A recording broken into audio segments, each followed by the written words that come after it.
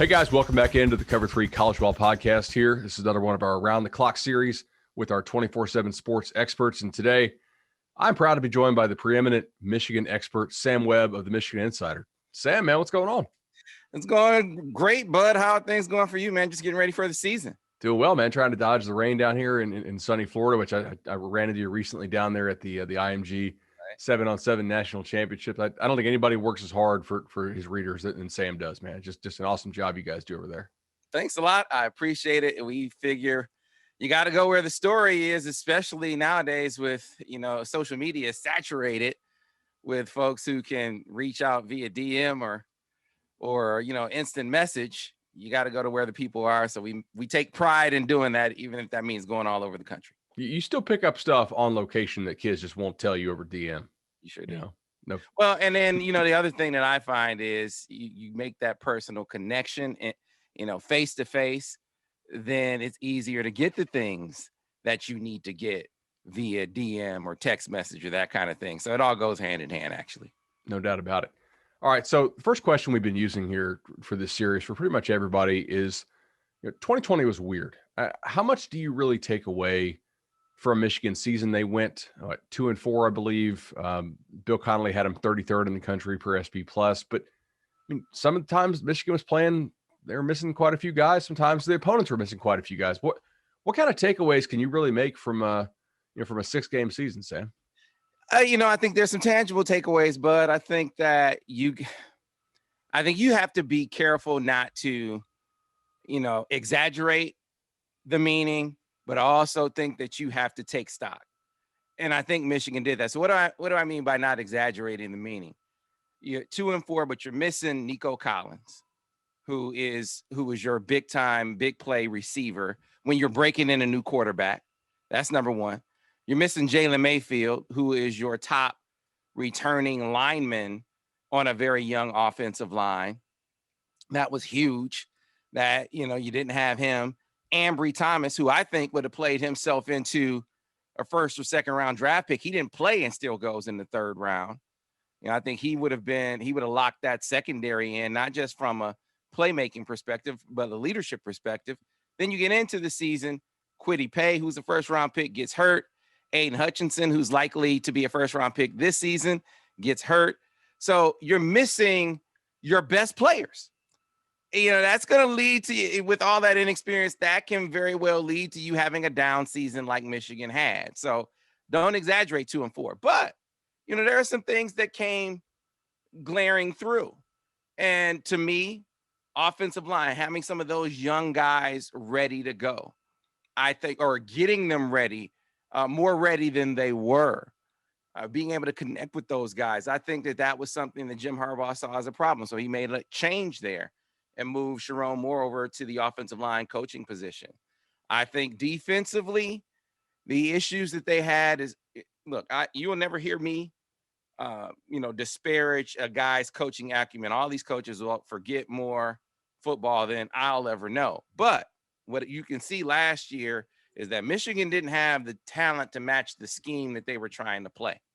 And if you look at Don Brown when he came in to Michigan, the talent that he inherited in 2016 with Jordan Lewis and Taco Charlton and Chris Wormley and even a guy like Rashawn Gary, who's a freshman that year, and Devin Bush, who was a freshman. All those guys were inherited guys, Bud, and the recruiting on the defensive side of the ball didn't keep up in the fashion necessary to play the scheme of defense that he wanted to play. So you saw a huge overhaul on that side of the ball as well. So that's where you take stock. Do we need to make some changes coaching staff wise? Do we need to make some changes recruiting staff wise to make sure we not only get back on track, but get to the point where we can get over the hump? And that hump is Ohio State. I think you saw Jim Harbaugh make the kind of changes that could possibly help them do that. Absolutely. It's interesting you bring up the talent, on defense and playing the type of scheme. As a native ACC guy, we saw that, I think, with Pitt, right? When Narduzzi came over from Michigan State, they were trying to play a very Michigan State style defense without the players to do so. And so they got torched on the deep ball. And I see the same trend here, when I'm looking at some of the advanced stats. So third and long success rate for Michigan, like you get a team into third and long, you feel that's pretty great. And then defensively 122nd in the nation, which is what we had 4 teams didn't play last year, that like UConn, New Very Mexico bad. State. So that's basically like fourth from the bottom. I totally I totally see what you mean there. This year's schedule is interesting for them. What I assume you think the team's going to be better. I certainly do. I guess the question is, how much better, and where are the spots that you think it will be perhaps noticeably better? And I think they'll be better up front. Let's start there. You had a lot of guys that, while they took their lumps last year, they got some experience. So I think Zach Zenner, for instance, who was an early enrolled freshman last year, but I think athletically, you're talking about a guy who's 6'6", 325. He ran a 5'1" 40, like a shuttle in the 4.6s. I mean, he is a wild card up front that they didn't know what they had in him last year until late in the season when he started to play a little bit. He could be your center this year. We could start seeing guys that were like a Trente Jones, who I know you're familiar with, who's Yep. an Under Armour All-American, who they didn't, who was really, I think, kind of struggling under the former offensive line coach.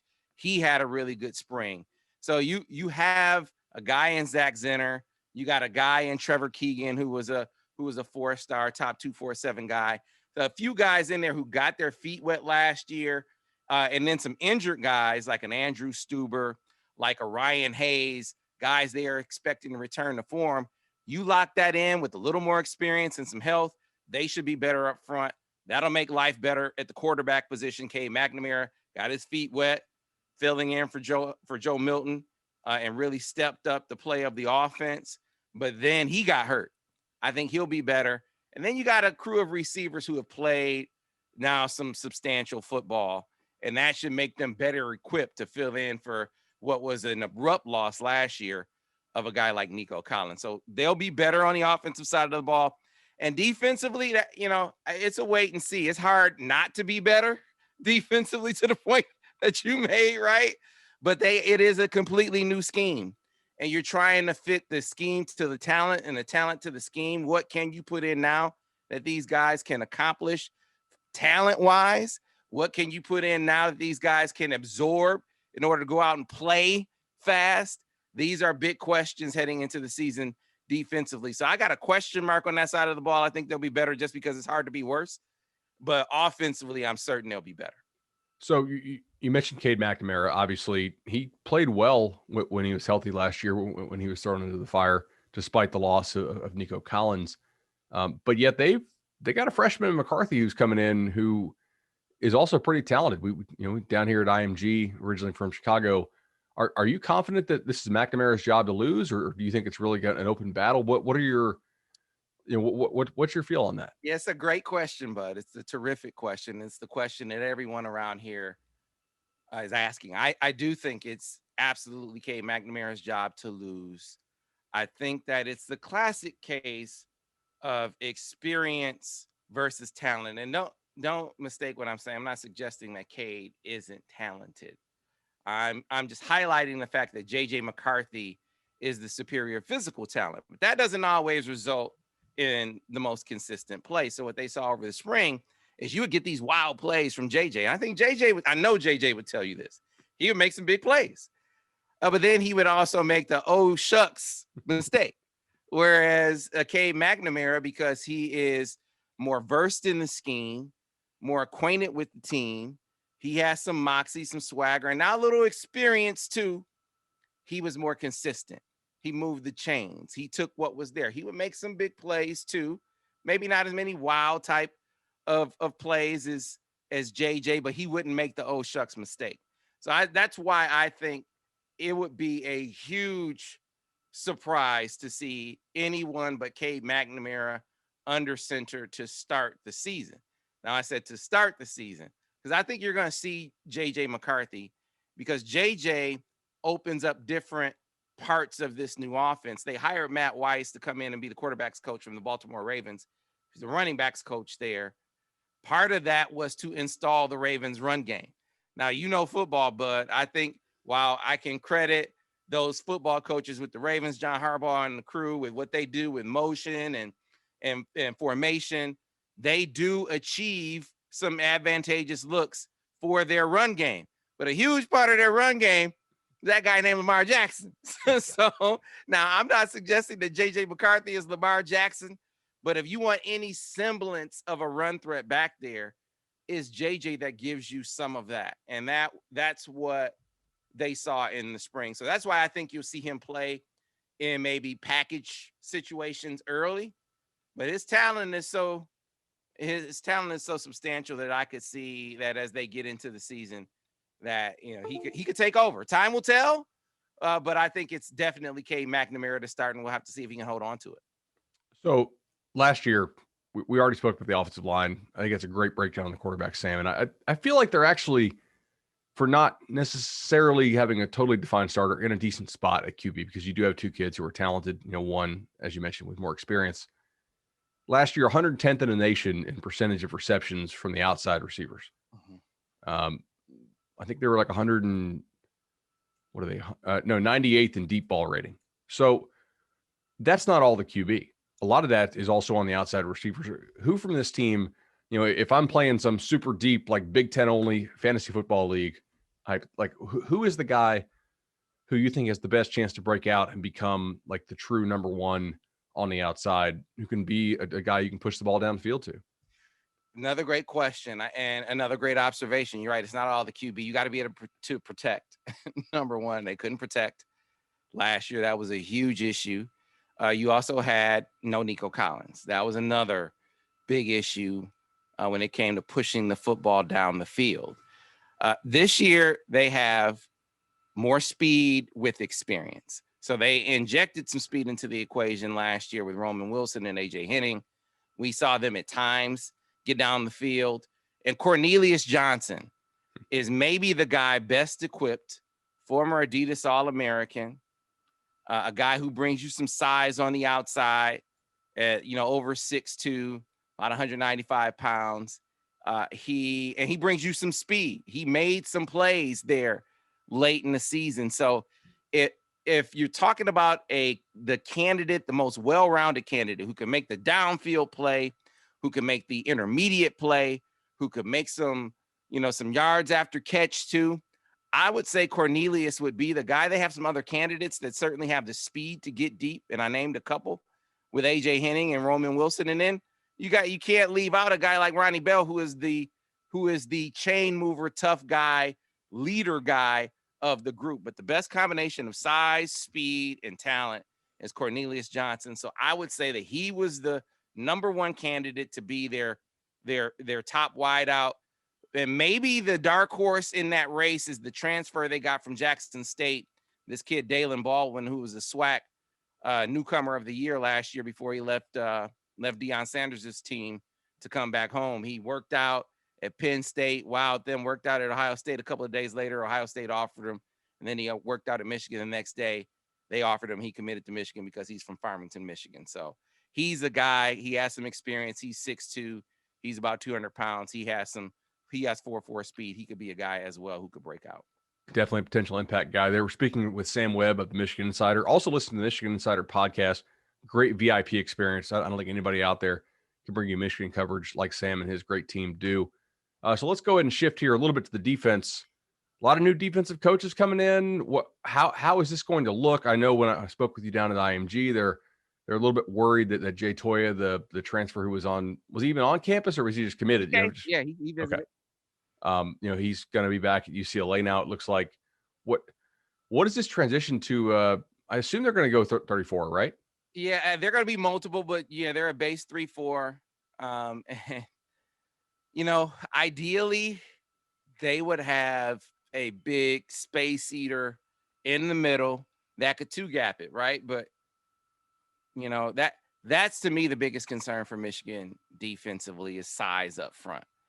I think if you look back at last year, how could you say that? They got torched in the secondary, right? I think that there are two reasons, and I'm not suggesting that 1 year turns a huge blemish into a non-issue. I just think they have enough pieces on the back end to be solid.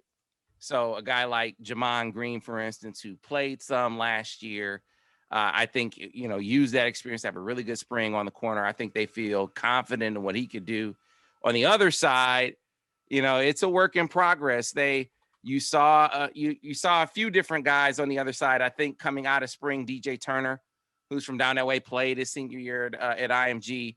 I think that they're feeling like he's the leading candidate. But if it's me and I'm struggling on that side, whether it's DJ Turner or Vincent Gray, if I'm struggling on the corner, I got a guy named Dax Hill in the middle who I think could be an All-American safety or corner. And Michigan has recruited safety extremely well. That's the one position that Don Brown's staff recruited splendidly. So I could move Dax Hill to corner and be fine in the secondary.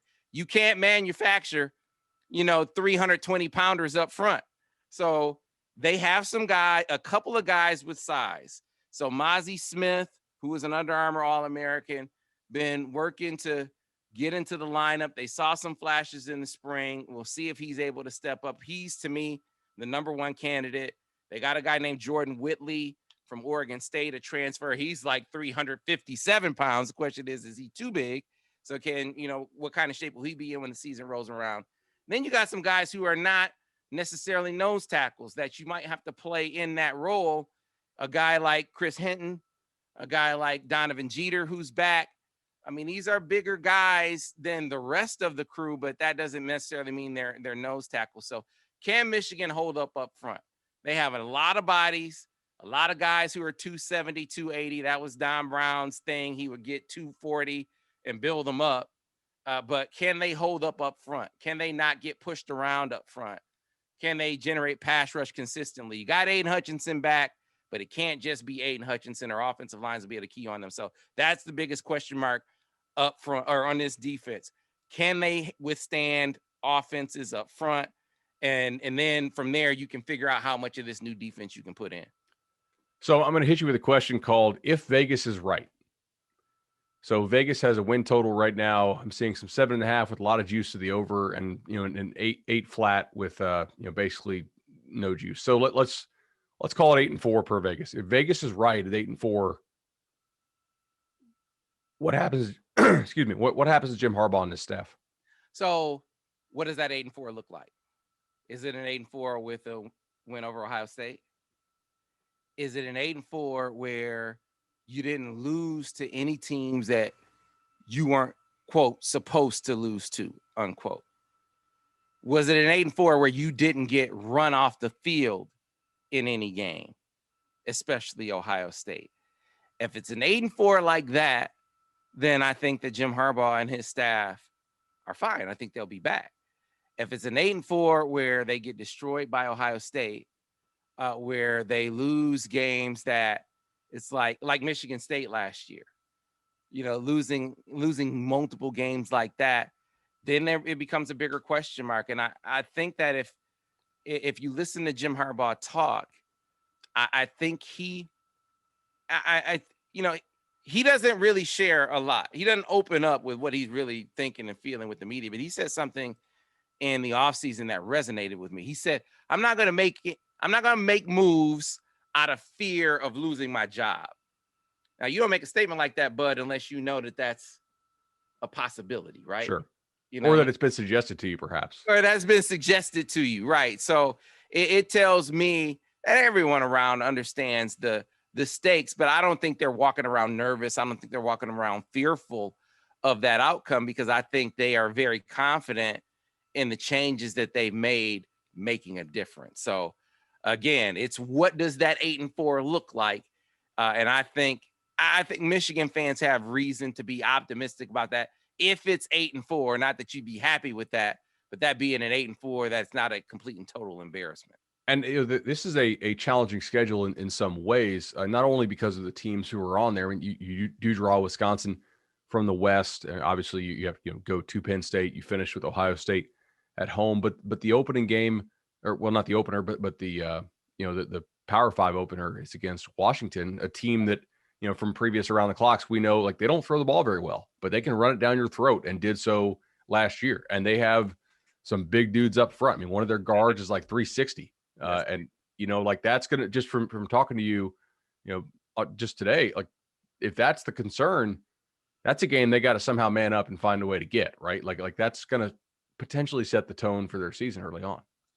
You hit the nail on the head. And that's exactly the game I have in mind early in the season when I say, the issues or the questions, the biggest questions that you have on that defense. I mean, they're glaring right there in that game. I mean, can you hold up against that offensive line? I don't know. I don't know the answer to that question. So you're asking me to predict that outcome. It really boils down to, at least when it comes to how well they defend, how well do they play up front on the defensive line is the biggest and most salient question heading into that game for the Michigan Wolverines. So I'm curious about this, and I know your answer because I listened to the Michigan Insider podcast, but with all the stuff swirling around Harbaugh last year and what looked to be a bit of a, I don't know if you want to call it like a hollow extension, but they didn't expand the buyout, right? They just expanded the contract. So it's right. Am I right on that? Like, so it's a brilliant contract from a school perspective. I've never seen anything like it. Tell you the truth, right? Right. So he was extended, and basically his salary was cut in half for the most part. But with incentives, he could make what he would have made as a base salary before. If they decided to part ways, then they would be parting ways for the salary with the buyout that he has. They'd be parting ways for the salary that he would have commanded had he ended the contract that he was on. So basically, you're getting, if you decided to move on, you'd be getting out of that contract for what he would have made in the last year of his last contract anyway. This is a brilliant contract. And basically what you're saying to Harbaugh and what he agreed to is, look, we can't give you the contract that we gave you coming in, because the contract we gave you coming in suggests, Big Ten championship, playoff appearance, you're beating Ohio State. Those things haven't happened. Right now, you have certainly done more. You won 10 games 3 times. You've beaten everyone in the Big Ten but Ohio State, right? You have gotten Michigan to one of those elite bowl games in the Orange Bowl. You've done those things, but the championship level hurdle we haven't cleared yet. So we'll give you a salary that's commensurate with that kind of showing, and then we will incentivize you reaching those benchmarks that maybe we paid you for coming in the door. It's a brilliant contract, and then that's Jim Harbaugh betting on himself. How in the world did they keep a number 13 recruiting class together with all that stuff? I mean, I know JJ McCarthy's a great recruiter for as a recruit, but I mean, Sam, what they have 13 blue chips in the class out of 22 commits. But here's the thing: when you talk about keeping the class together and giving him the extension, they didn't give him that extension. They didn't announce that extension until after the early signing period. So you had to have the class sign really before there was that certainty, if you will. So, I think they benefited from a couple of things. I think JJ McCarthy, who you pointed out, fearless recruiter, really helped keep the class together. Your top target, Donovan Edwards, is an in-state guy, right? An in-state guy who I think really identified with Michigan, really identified with a lot of his former teammates on the squad. His coach, Ron Bellamy, is a former Wolverine. That helps. And so I think that, and then the job that the staff did of really keeping that crew together, I think it was commendable. Sharon Moore and Brian Jean-Marie, for instance, who is now at Tennessee, did some great work down the stretch there. Josh Jim Harbaugh, I thought was very, very forward, not just with keeping guys in that class, using his efforts to keep his guys in that class, but even the next class, before guys could commit, he was on the phone saying, wait, I'm about to make some changes to my staff. So very aggressive in offering assurances. And even in the instances where guys weren't sure of their futures at Michigan, they were doing a good job of telling those players that your future at Michigan can still be really good, even if I'm not here. So I think it was a convergence of events Maybe a little luck there in that your top remaining target was an in-state guy. And then, of course, after signing day, you get your staff together, you make some key additions, you flip a guy like Rayshon Benny, who's another in-state guy, and it leads to you having that kind of stronger than expected class. So it doesn't always, as to your point, it doesn't always go that way, right? I think there is some skill and some luck involved in it. Absolutely. Sam, this has been a blast. And guys, if you're not a VIP member of the Michigan Insider, you need to go over there and check it out. It's awesome board discussion, great insider nuggets. Sam's always dropping great custom videos that Eddie makes for these guys. And it's a great experience. I'm always over there checking it out, occasionally commenting. And guys, go check it out. Sam, really appreciate it. Thanks, bud. Appreciate you, man. All right, take care.